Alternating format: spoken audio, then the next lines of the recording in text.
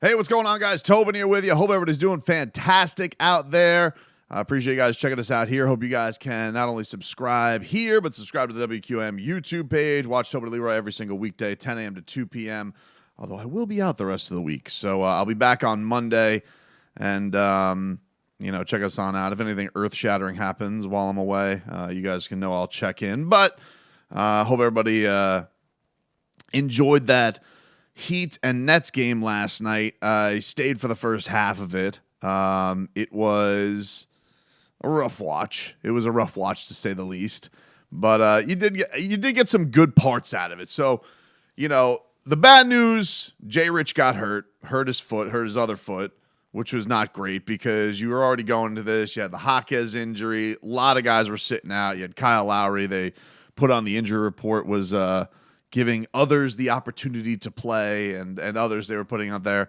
And they were. I mean, they started a lineup of Bam, Jamal Cain, Haywood Highsmith, Jay Rich, and Duncan Robinson.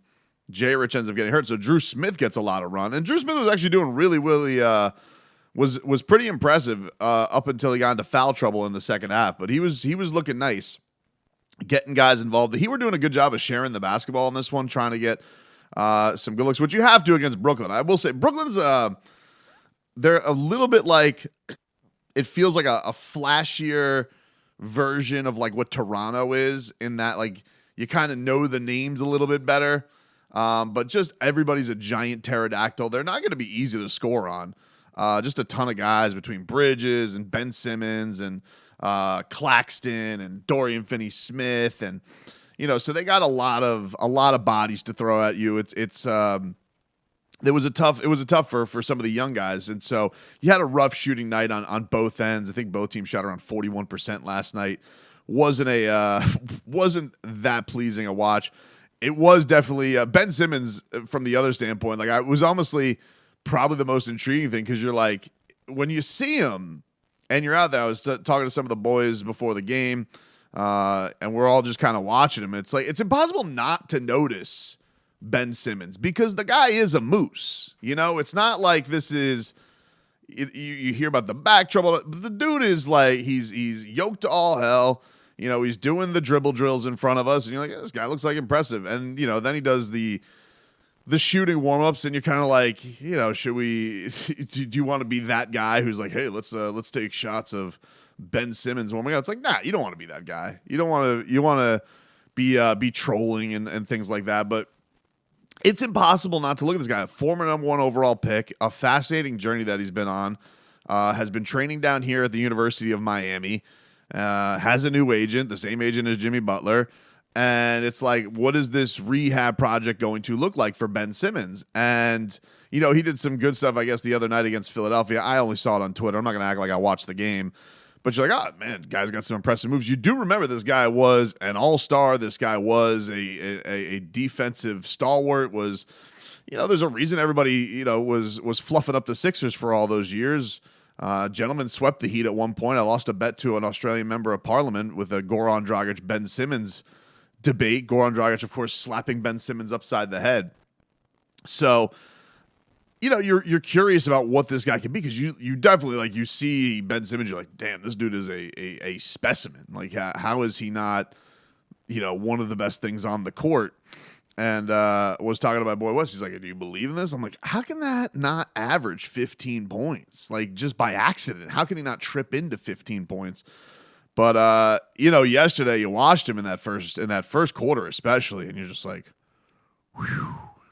I mean, just some of the touch is like still, on its way back. He had one turnover where he like threw it into the stands. So Ben Simmons did not impress yesterday. He did not have and Jamal Cain, I tell you what, was giving him everything he can handle. Jamal Cain, I think if you're watching this, you're like, Tobin, enough with Jamal Cain already. I can't. I'm sorry. The Cain train, I'm the conductor for it, dude. This guy has been amazing. 14 rebounds yesterday at his size. And when I say size, like, obviously, Cain, they list him, I think, at 6'6" or something like that, 6'7". But, he's not the biggest dude. He's not like Ben Simmons. Like, he looks like he probably gives him a good 50 pounds to Ben Simmons. And he's just, like, challenging him full court, trying to be a pain in his ass, trying to get him to turn the ball over. And just once again is just like flying all over the place. I thought Eric Reed put it. He's like on a pogo stick. He's just that kind of impressive, and is always just making impact plays on both ends of the court. If this guy hasn't, earned himself a roster spot and even a standard contract, I'd be surprised. He's just been so impressive. He's been, I think, by far the most consistent guy the entire preseason. Just feel like he's earned it, man. And I want to give some credit to not only him, but like you saw a great performance from him. And then the other guy who I thought really flashed today was Haywood Highsmith. Haywood Highsmith continues to show that just improved 3-point shot. And we already know what Haywood is capable of on the defensive side of things. He's a menace, an absolute menace. But if he can hit that shot consistently, teams are in trouble, dude. I mean, like he's like, give him the challenge, give him any player in the league, and he's gonna go in there and be a problem with his base, the way he moves his feet, how good he is with stripping with his hands. If that guy can hit you you're talking about PJ Tucker, new PJ Tucker. That's what you're thinking of, like PJ Tucker in his prime, pain in the ass. And if he's confident hitting that 3-point shot, and then every once in a while, like doing the little cuts in, like Bam. Oh man, Bam had this sick assist to Haywood Highsmith. It was a thing of beauty. But he looked like something that could be a problem. And both of those guys in the beginning, they worked out with Caron Butler, former Heat first round pick, for former All-Star. Caron, look, the Heat staff's all good. I mean, I don't want to just single anybody out because every one of those guys are good, but it is cool seeing Caron, who, made a ton of dough, is a bit of a business mogul, an author, friends with Mark Wahlberg, who wants to make his life a movie. And this guy loves coaching so much and wants to be a head coach. We had him on the show this summer when he was the head coach of the summer league. He's like, I'm going to be a head coach in this league. And man, the kind of work, I just like seeing the type of work that he puts in with these young guys, because it's not just going through the routine. He's like, Caron's been a star on a team. Caron's been a go-to guy in Washington. And it's like, and I think he knows that pressure and he knows all this stuff. So it's a bit of a different perspective, but he's got so much life perspective to give these guys too. And the work that it feels like he's led these guys with and helped with these guys in their development, top notch, man. Because he works with Haywood and he works with Jamal before the games, and just he'll put them through the routine. And everybody has their routines, but like he'll do it a little bit. Sometimes he'll mix it up a little bit, try something a little bit different, and him and Jamal like have a big back and forth a lot of the times as far as like when he gets hot. The encouragement there is just very, very palpable. So shout out to Caron Butler. It's and the whole Heat staff is really awesome. It's cool to see Wayne Ellington. I saw him back out there. He was working with Cole Swider before the game. Swider, man, who had a couple of makes there in the fourth quarter. Got to see a little bit of Jovic, a little wet the whistle with some Nikola Jovic yesterday. It's good to see him back out there. Did a little bit of everything. Hit a couple of threes. Was trying to get his teammates involved. Really just like seeing him back in action, back healthy. Jaquez went through his pregame routine, so that was good to see. The Heat are practicing today. I wonder if he will end up out on practice. But he's the signs are that he should be back. He looked like he was moving okay, but it's obviously not game speed before the game.